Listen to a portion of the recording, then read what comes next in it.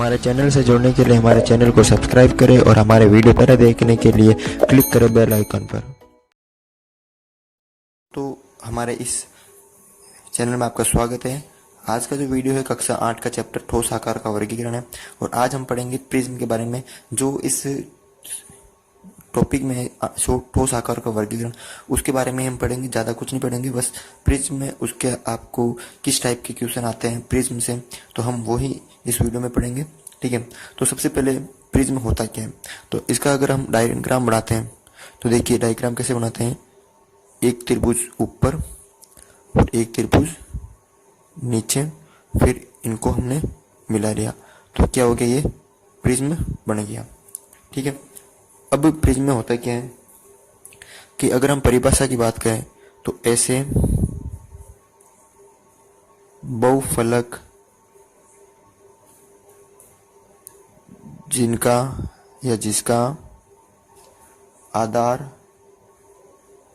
तथा ऊपरी हिस्सा सर्वांग सम हो, सर्वांग सम बहुभुज हो।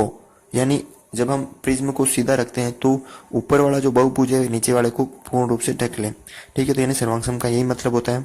ठीक है, तो नीचे वाला और ऊपर वाला जो है बहुभुज वो दोनों एक दूसरे के सर्वांग सम होने चाहिए, तथा जो अन्य फलक है, अन्य फलक जिसको हम पार्श्व फलक बोलते हैं, पार्श्व फलक, वो क्या होना चाहिए, समांतर चतुर्भुज होना चाहिए, या आयत भी हो सकते हैं या वर्ग भी हो सकते हैं। उन्हें हम क्या कहते हैं, प्रिज्म कहते हैं। उस डायग्राम को हम क्या कहते हैं, प्रिज्म कहते हैं। ठीक है, तो ये हो गया प्रिज्म। ऊपर वाला और नीचे वाला बहुभुज क्या होना चाहिए, सर्वांग सम, और बाकी के जो पार्श्व है फलक वो आयत, वर्ग या कुछ भी, ये समांतर चतुर्भुज हो सकते हैं। ठीक है, अब ये त्रिभुजीय प्रिज्म है। कौन सा प्रिज्म है, ये त्रिभुजीय प्रिज्म। ठीक है, तो अगर हम इस प्रिज्म को नाम देते हैं तो देखिए इसका मैंने नाम दे दिया ए बी सी, इधर मैंने दे दिया डी ई एफ। ठीक है, तो इसके अंदर प्रिज्म के अंदर फलक कितने हैं, फलक कितने ये बताओ मेरे को। तो देखो एक फलक तो ये त्रिभुजाकार है और एक ही है, तो त्रिभुजाकार कितने फलक है इसके अंदर, एक ऊपर वाला और एक नीचे वाला। त्रिभुजाकार फलक है इसके अंदर दो, और आप आयताकार कह सकते हो, वर्गाकार या समांतर चतुर्भुज के आप कुछ भी कह सकते हो, या तो आप आयताकार कह सकते हो या वर्गाकार फलक। वर्गाकार फलक कितने हैं, एक दो तीन, यानी तीन, और कुल फलक कितने होते हैं इसके अंदर, फलक दो और तीन पांच। ठीक है, तो प्रिज्म में आपको याद रखना कुल फलक कितने होते हैं, पांच, यानी एफ का मान कितना होता है, पांच। ठीक है, अब बात कर रहे हैं हम इसके अंदर किनारे या भुजा की बात कर रहा हूं मैं। ठीक है, कुल कितनी भुजा देखिए, यानी ई का मान ज्ञात करना आपको। ठीक है, तो एक दो तीन और ऊपर वाले तीन, एक दो तीन और ये एक दो तीन, तो कुल भुजा कितनी है, 9। ऊपर वाले तीन भुजा, नीचे वाले तीन और ये साइड में तीन।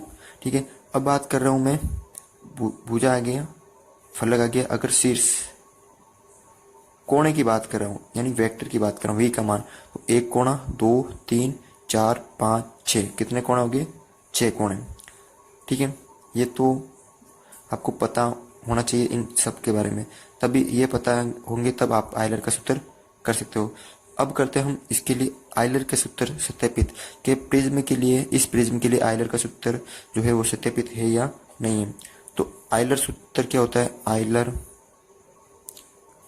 का सूत्र v प्लस एफ बराबर ए प्लस 2, यानी इसका मान और इसका मान बराबर आ रहा कि नहीं आ रहा, तो v प्लस एफ यानी v का मान 6 प्लस f का मान कितना है, फलक का मान 5। ठीक है, बराबर e प्लस 2, e का मान कितना है 9 प्लस 2, 4 5 11 और 9 और 2 11, यानी ये सत्य है। यानी प्रिज्म के लिए आयलर का सूत्र जो होता है वो सत्य है। ठीक है, बेलन और शंकु। ठीक है, तो बेलन क्या होता है, शंकु क्या होता है, वो इस टॉपिक में जो भी है वो मैं बताऊंगा आज। तो देखिए बेलन का आप सबको जो डायग्राम पता होगा, एक पाइप होता है वो एक बेलन जैसा होता है। ठीक है, गोल, और एक शंकु होती है जो आइसक्रीम होती है। ठीक है, ठीक है, ये होते हैं बेलन और शंकु। बस इसमें से जो आपके चैप्टर में है वो सिर्फ ये बता रखा है कि क्या है, या मतलब इसको खोलना है। जब इसका जाल हम खोलते हैं बेलन और शंकु का, तो कैसे प्राप्त होते हैं। जब एक गोल कुछ भी ले लो आप और उसको काटोगे, बीच में से यहाँ से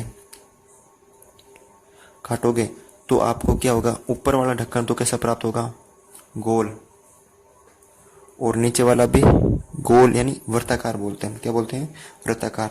और जो बीच वाला प्राप्त होगा वो होगा आपको एक आयताकार होगा, जब इसको आप खोलोगे तो, इस जाल को खोलोगे तो। ठीक है, तो इसमें आपको वृत्ताकार तो 2 प्राप्त होते हैं, 2 जाल प्राप्त होते हैं, और एक आयताकार जाल, या आप उसको वर्गाकार भी बोल सकते हो, वो एक प्राप्त होता है।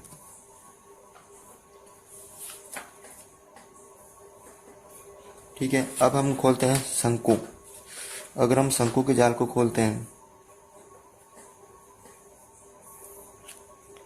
तो अगर मैं शंकु के जाल को खोलता हूं, यहां से मैं काटता हूं इसको, तो जो नीचे वाला प्राप्त होता है वो होता है एक आपको वृत्ताकार, और एक प्राप्त होता है आपको त्रिज्यखंड। क्या प्राप्त होता है, त्रिज्यखंड। तो एक प्राप्त होता है आपको त्रिज्यखंड, और एक प्राप्त होता है वर्ताकार।